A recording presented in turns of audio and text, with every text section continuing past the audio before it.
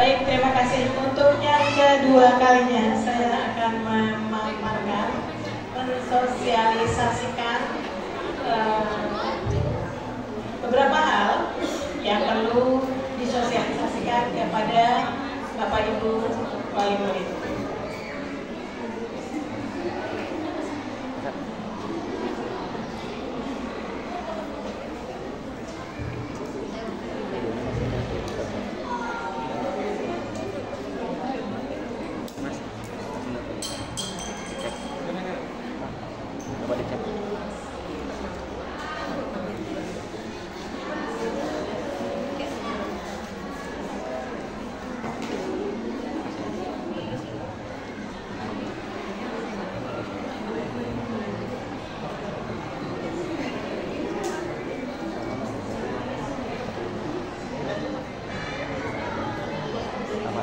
Pada dasarnya mungkin Bapak Ibu banyak yang ingin bertanya tentang segala sesuatu yang ada di sekolah ini. Ketika mungkin anaknya datang ke rumah pulang sambil membawa cerita, terus ceritanya itu terpotong-potong sehingga tidak bisa menangkap informasinya dengan jelas.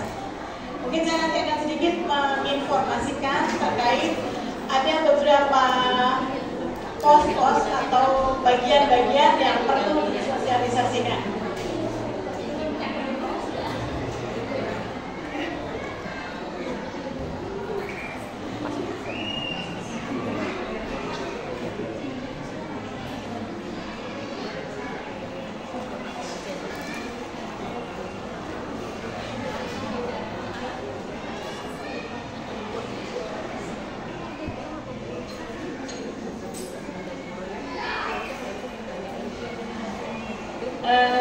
Bapak-bapak dari Majelis Adjustment dan pimpinan cabang, mohon izin saya menyampaikan, barangkali nanti ada yang mau meninggalkan ruang itu juga boleh dipersilakan, karena mungkin ini akan banyak yang dipaparkan. Tapi kalau masih nyaman berada di sini, atau dulu Pak. Baik. Tentang kantin sekolah. Kantin sekolah kita itu lokasinya masih memang belum pindah, masih di sini. Dan banyak aturan-aturan yang harus dipatuhi oleh anak-anak. Ketika masuk ke area kantin harus lepas alas kaki, kemudian makan di tempat makan. Sebetulnya sudah ada linknya juga di akun sekolah, di YouTube, juga di IG, tentang pembiasaan diri di kantin.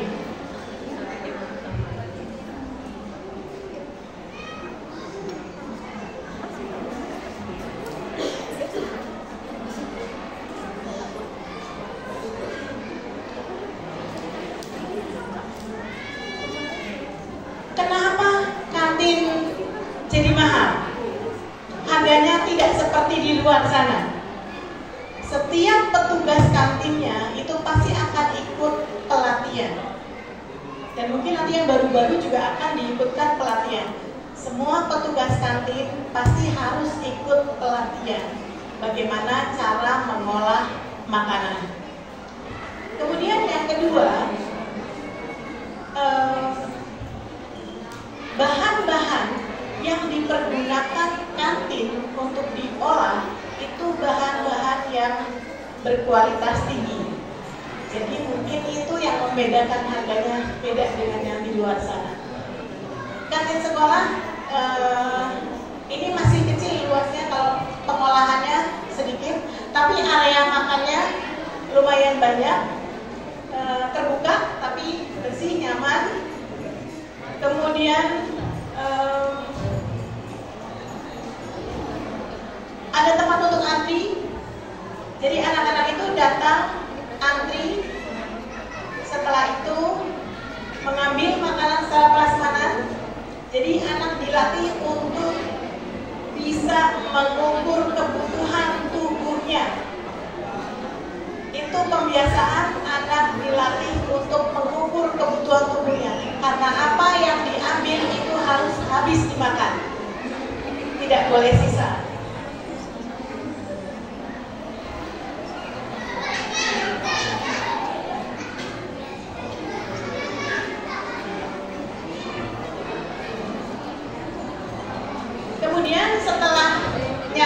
tingkat kasir, mereka akan menyodorkan buku BUMS yang nanti insya Allah dalam waktu beberapa waktu ke depan sudah diganti dengan uang elektronik yang Bapak Ibu sudah menggunakan, sudah mendaftar, nanti akan seperti itu. Yang belum masih kita layani secara manual. Jadi jangan khawatir, yang masih belum akan tetap dilayani secara manual. Sampai nanti setelah itu anak-anak itu bayar dan kemudian duduk di tempat area makan dengan etika makan, dan itu didampingi oleh ayah bunda gurunya. Ayah bunda gurunya selalu akan mendampingi, membersamai anak-anak dari mulai berangkat sampai pulang.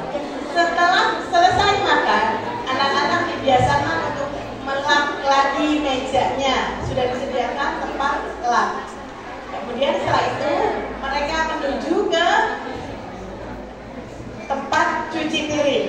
Mereka mencuci piring sendiri. Setelah itu meletakkan tempatnya seperti semula. Setelah itu selesai.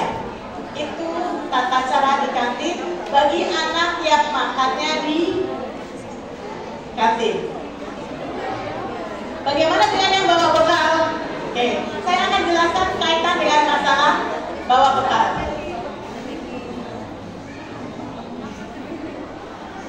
Ini kegiatan di kantin seperti ini, Ibu, diceklisin setiap hari apakah benar atau tidak. Ini hasil laboratoriumnya. Kemudian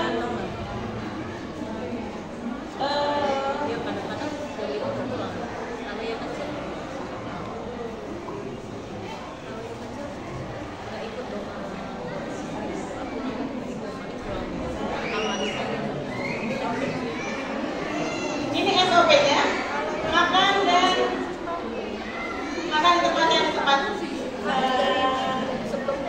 ditempatkan di tempat makan. Jadi kakak yang bawa makan dari rumah itu harus bawanya tempat makan dan tidak ada sampah nanti di dalamnya. Calon sampah juga. Yang kedua, tadi sudah ada bungkus plastik atau kemasan, dan tidak minuman harus di tumbler. Bapak Ibu bayangkan, alasan anak-anak ketika di dalam kelas, ketika mereka pengen keluar, ada yang mau ke kamar mandi lah, ada yang mau minum lah, ada yang segala macam alasan, sehingga harus bawa tumblernya ditaruh di kelas. Jadi tidak ada alasan untuk minum. Mereka harus bawa tumbler semuanya, dan mereka harus menggunakan tumblernya sendiri untuk minum. Kecuali kalau jajan di kantin ada yang minuman baru pakai gelas dan dicuci sendiri. Kemudian makanan yang Bapak Ibu bawakan ke anak-anak itu harus buatan mamanya sendiri, papanya juga boleh. Bahkan saya pernah dengar juga buatan anaknya sendiri, katanya seperti itu ada, dan itu boleh. Tapi tidak ditemui makanan-makanan yang ternyata beli di luar sana itu model kayak chicken gitu, kan banyak sekali ya. Bahkan sausnya juga pakai kemasan yang saset itu nanti dimohon nanti tidak akan ada lagi makanan yang beli. Jadi bolehnya adalah buatan mamanya, buatan papanya, atau buatan anaknya sendiri.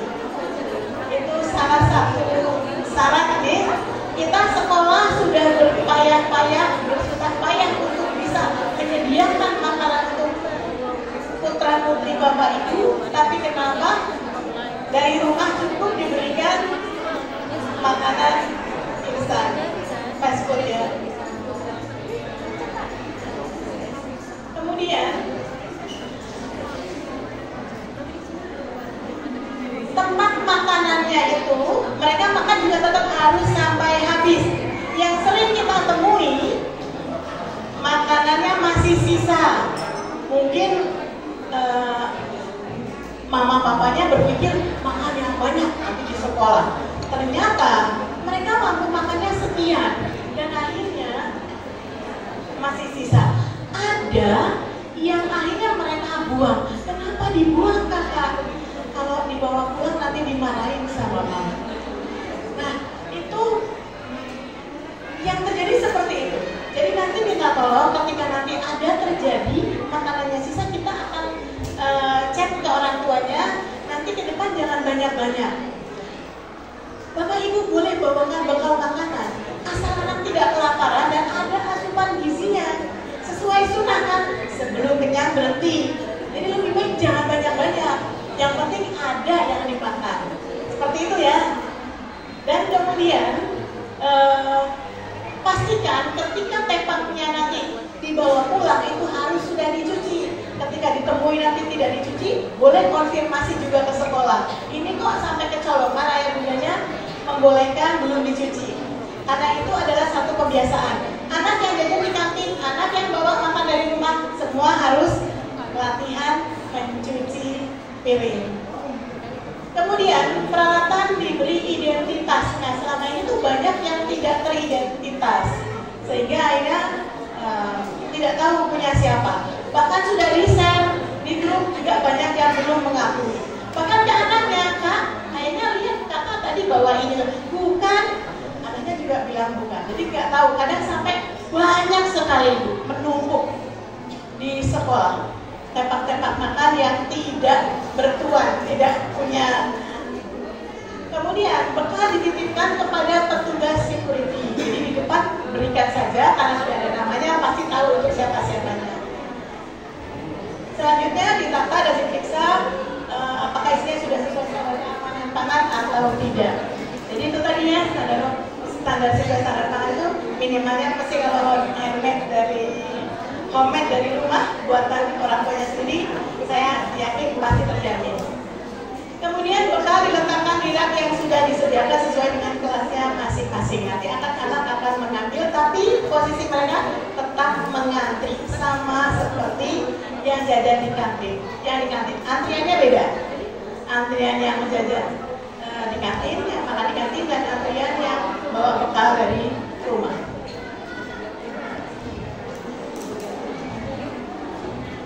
Kemudian anak-anak itu belajar juga. Di sini ada area literasi. Mereka belajar menulis. Dari situ nanti kita tahu anak-anak mana yang tulisannya masih harus di-upgrade, diperbaiki. Kemudian makan dan minumnya harus di tempat makan yang sudah ditentukan dan sesuai dengan adab makan. Makan yang diambil harus dihabiskan.